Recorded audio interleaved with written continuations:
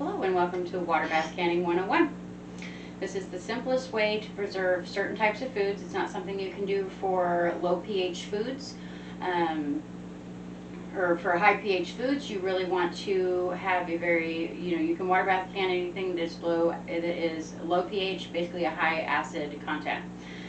Because it basically, it helps keep the bacteria from growing. Now if you want to do like green beans, carrots, things like that that are low acid content, you are going to have to pressure can those, but that is a video for another day. So let's go ahead and start with the simplest thing to do, water bath canning. So the things you're going to need for water bath canning, simple, easy to understand. You need a canner or a 20-quart stock pot. Both of them will work. If you have a canner, it will come with a canning basket, which is what keeps your jars off the bottom. It's important to keep your jars off the bottom because if they touch the bottom, they could shatter. We don't want to do that. If you're going to use your 20-quart stock pot, you're going to use something like this. These are round cooling racks. That's it.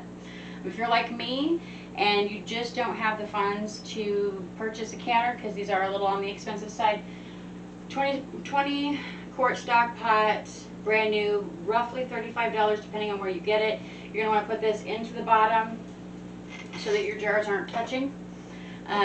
These are usually 11 to 12 inches, or 10 to 11 inches wide. So you're going to want to be sure that you measure your stock pot before you buy your cooling rack. And for these, they usually come, like I said, with a canning rack, which is ultimately awesome. I had to save up for months and months to get one, but I did. Okay, so what we have is, what the other things that you need.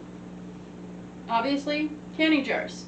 Let's talk about canning jars. Canning jars is the one thing you do not want to skimp on. If everything else you buy to can things is the cheapest thing you can find, don't do that with your canning jars. If you are never going to reuse your canning jars again, go ahead and buy something cheap. As long as you can get the lids on and can it properly, give it away, whatever, they can deal with the jars after that. But if you are going to keep your jars and reuse them year after year, my recommendation is Ball or Kerr. Okay, I prefer Ball and I prefer wide mouth jars, but Kerr will work for me. And I will use a standard mouth jar, but again, I prefer the wide mouth jars. They're easier for me. Okay, when you buy your jars, they can come either with or without lids and rings. Okay, lids are the round thing in the center. Rings are the thing that hold it on. The rings, actually, you don't have to keep on your jar. You do not have to keep it on there. Once it is canned and the top has sucked in, you don't have to keep it on there. You can actually pull that off and reuse it for other jars as long as you have enough lids, if you're doing a large amount of canning. You need rubber tongs. A lot of you, if you bought a canning kit, it's going to come with metal tongs. Let's talk about that, okay? You're dealing with hot metal and hot glass. That's not a good idea. These were a little bit expensive, but I really enjoy them. These are rubber tipped. This will give a good grip on the glass, even though it's hot. I use these when I'm putting my jars into my canner before I even have food in them, and also to pull them out. Then you're going to need these. These are literally help you pull the jars in and out. You can find them in lots of different colors, but they work for all sizes of jars, wide mouth, small mouth, up to a certain size. I think 32 ounces is the largest that these will be able to handle. Now, you will also need a funnel. Okay, in the case of the series of videos that I've done on jam, this is important. It needs to be a wide mouth funnel.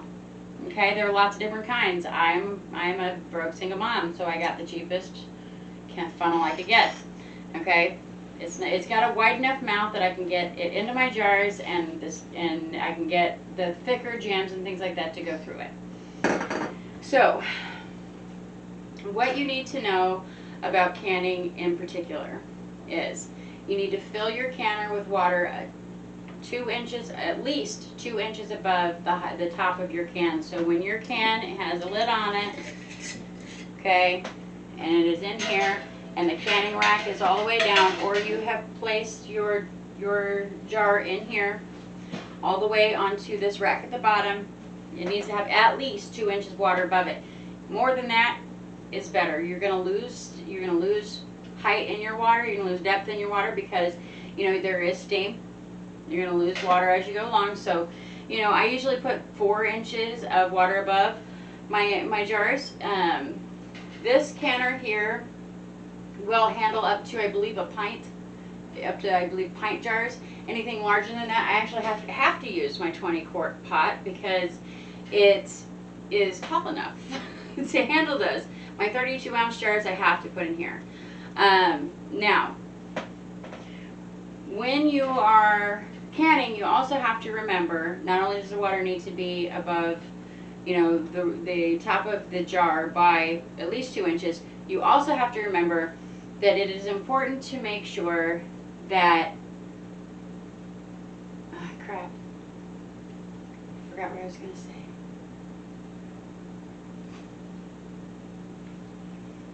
I'll cut that out. It's important that you make sure that your water is boiling to a full rolling boil. So you don't start any timer at all. No timers are started unless your water has come back up to a full rolling boil. In a canner, they usually come with clear glass lids. And my dog is hacking one up over there. They come with clear glass lids. That's convenient. That works. You'll be able to see when it's boiling. But if you have a 20-quart pot and it has a flat stainless steel lid, all you have to do is wait for the steam to come billowing out of there, and you know it's at a full rolling boil. And once it is at a full rolling boil, you can start your timer. Water bath canning is a time period that you put your jars into here, not only to heat the jars so that they will seal, but also to kill off any germs. So it has to be at a full rolling boil.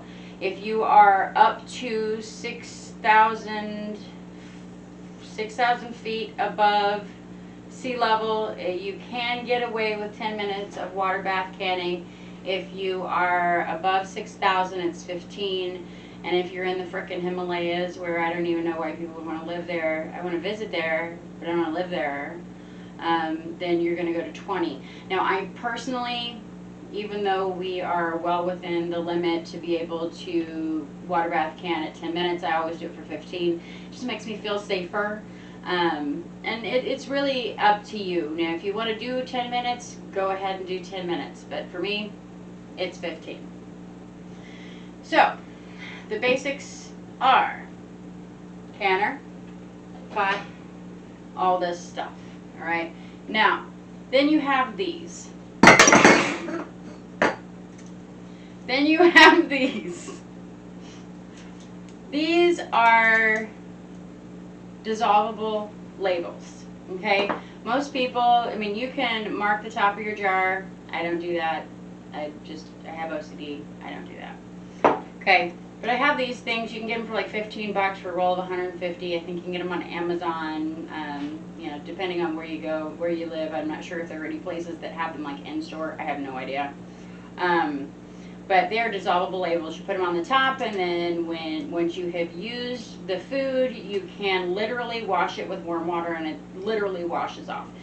These I love. All right. So now you know what you need. Let's get to the video. Okay, so here we are at the canning part. Just information for you, this is a very wash, rinse, repeat process. In this pot, there is a rack at the bottom. Now, a lot of people use like canning racks. I am a single mom and poor, so not an option.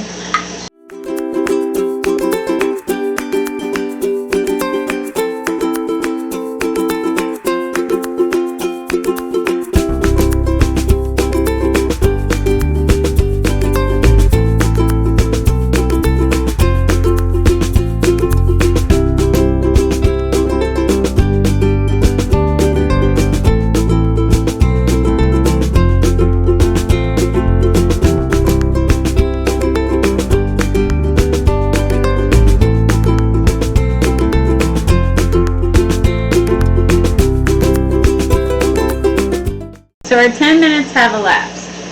We're just going to take these out. Do not, 100% do not put this on a cold counter. I have these. I have this currently on a rack right here. You can see the rest of my canning mess there. On a rack right there. That is where you put it, and you don't put it anywhere else. You can put it on a towel if you want to. I don't happen to have any. I have a 14-year-old son who, you know, uses those for some reason to clean up messes, even though they're my kitchen towels. He knows he's 14. It is what it is. Now, if it already hasn't sucked in, here in the next few minutes you should hear a popping noise. Again, some of these jars had sealed themselves prior to putting them into the water bath, and that will happen. But again, I don't care if it pops in or not, you still have to water bath it. Remember that. Because water bathing is not only to create a seal on your jars, but it is also to kill the germs in the food. So, we're going to finish out we're going to put more cans in here. Got a couple that need to be done.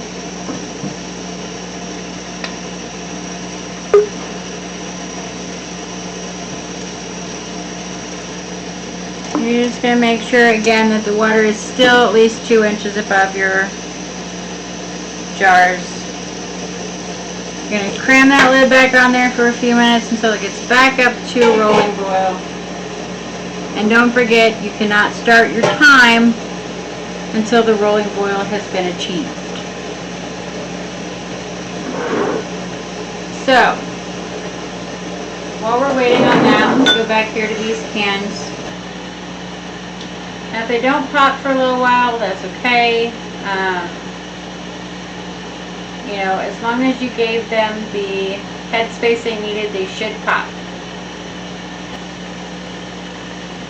At this point, I'm not waiting any longer. It can take 10 to 15 minutes. If for some reason the lids don't pop, you have up to 24 hours to recan these to make sure they do pop. Maybe because there's not enough headspace, too much headspace, it depends.